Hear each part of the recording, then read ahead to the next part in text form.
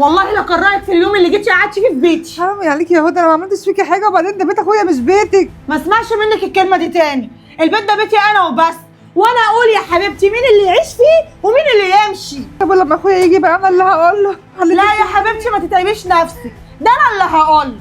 وانا هقول له برضه على اللي انت بتعمليه فيا.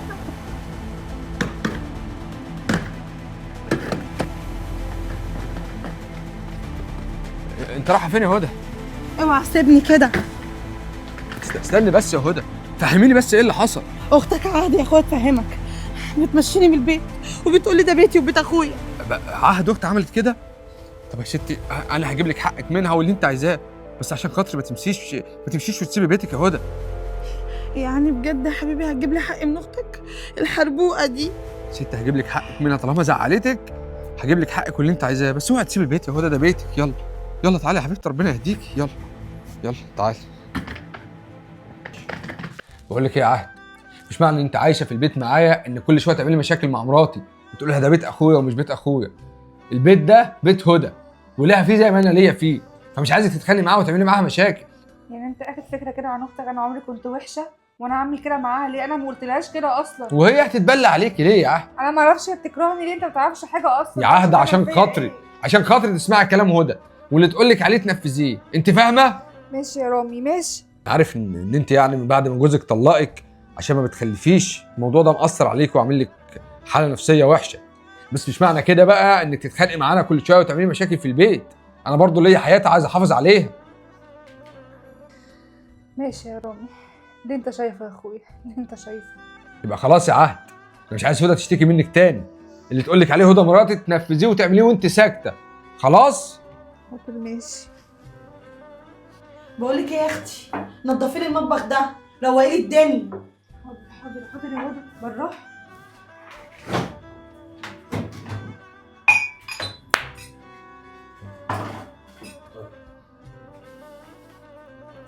ايه يا رامي؟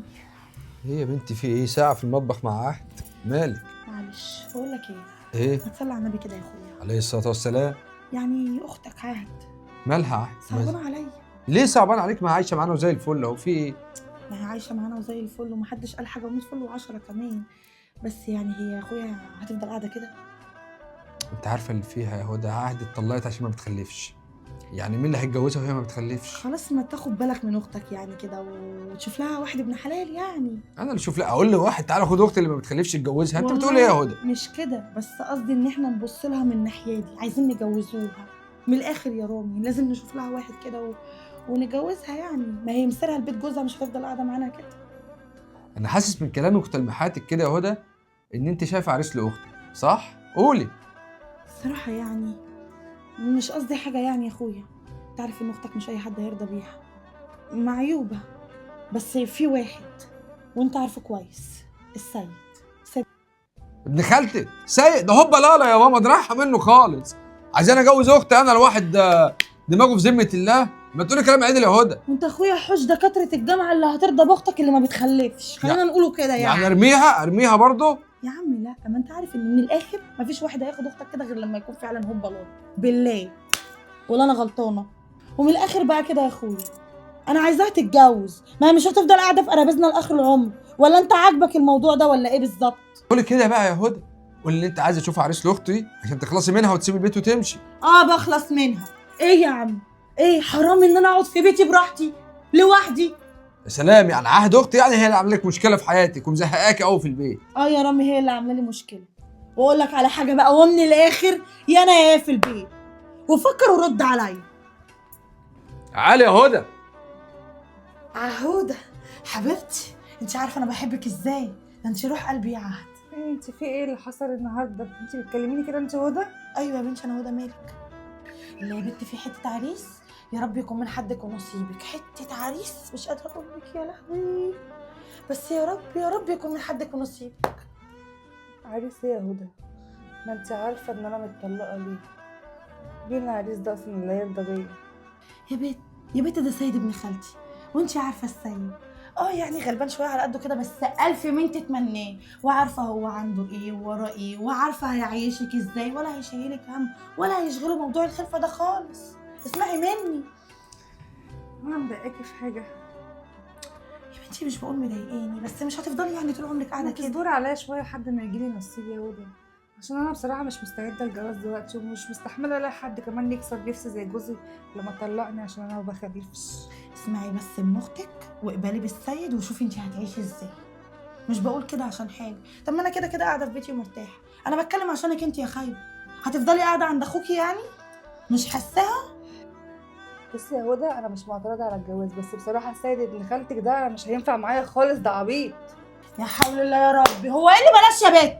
ما تسمعي الكلام يا اختي، هتتجوزيه ورجلك فوق رقبتي. في يا هدى، انا مش من شويه كنت حبيبتك وعهوده ومش عارفه ايه وحبيبتي. لا يا ماما، هدى وحبيبتي وقلبي لما تمشي على دماغي، لما تسمعي كلامي، لكن غير كده تاخدي بالجزمه. سامعه؟ واللي انا قلته هيمشي. اهو السيد ابن خالتي جه اهو. السلام عليكم. ايه يا رامي عامل ايه؟ ازيك يا سيد منور؟ فين عروسه بنت خالتي؟ اهي اقعد. وهكون انا العروسه يعني يا هدى؟ اقعدي. مالك يا عهد؟ في ايه؟ ايه يا عهد مالك؟ يا بنت افردي وشك، الواد حلو اهو. حلو ايه؟ اسكتي بقى. افردي وشك واسمعي الكلام. بص يا رامي، انا مش عايز اي حاجه منها، انا عايز شنطه هدومها، انا مرتاح. وبص كل حاجه عندي، كل حاجه. شايفه يا بنت؟ شريك. انا ما عنديش اعتراض والله يا سيد، بس انا اهم حاجه يعني برضو ايه، موافق اخت العروسه لازم تكون موافقه. المهم هي موافقه ولا ايه؟ انا جاي اخد الدنيا عشان ايه؟ الدنيا دافع 2000 جنيه عشان مواصلات. لا 2000 جنيه مواصلات اكيد يعني هتوافق صح يا عهد ولا ايه؟ يا حبيبي موافقه، هترفض ليه؟ موافقه يا بنت. سيبيني بقى، سيبيني. شايف اختك يا رامي؟ هتكسفنا قدام ابن خالتي. قوم شوفها. حاضر يا هدى، ايه ده عليها برضو؟ ده جواز. منور يا سيد، منور يا حبيبي. بنورك يا هدى والله. مالك يا عهد بتعيطي ليه؟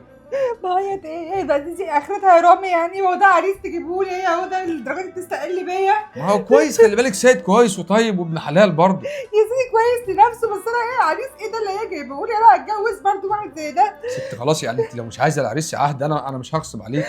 انت اخت وغاليه عندي، انت عارفه غلاوتك عندي ازاي. على فكره يا رامي، انا لو متقله عليك انت ومراتك انا ممكن اشوف اي حته اقعد فيها حتى لو في الشارع. يا بنت ما تقوليش كده، انت اختي، انت مالكيش غيري وانا ماليش غيرك.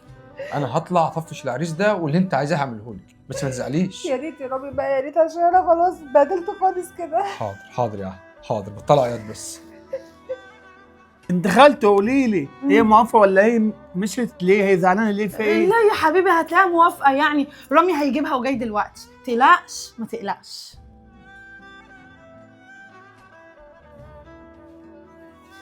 ايه يا رامي؟ فين عروستي؟ عايز اروح بيتي.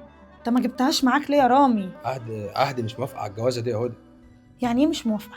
يعني ايه مش موافقه؟ هو انا مش قلت لها تسمع كلامي وتتجوز؟ طب يا انا يا هي في البيت يا رامي. ارميها يعني يا هدى؟ اجوزها واحد مش عايزاه وغصب عنها عشان ارضيكي يعني؟ يعني هي تتطلق وتفضل عايشه معايا؟ لا يا اخويا انا ماليش دعوه، انا هرميها، هخش اجيبها وارميها بره البيت. تجيبي مين؟ ده اختي وده بيتها قبل ما يكون بيتي، اتجننتي؟ وانا قلت لك يا انا يا هي يا رامي. لا يبقى هي يا هدى، يبقى هي وهتعيش في بيت اخوها وتفضل قاعده معايا اذا كان عاجبك. لا مش عاجبني يا رامي. خلاص يا ماما امشي، ده بيفوت جمل. امشي؟ امشي، انا مش هرمي اختي ولا ارميها في الشارع عشان خاطرك. فين عروسه؟ بقول امشي انت كمان، ما عملت قوم.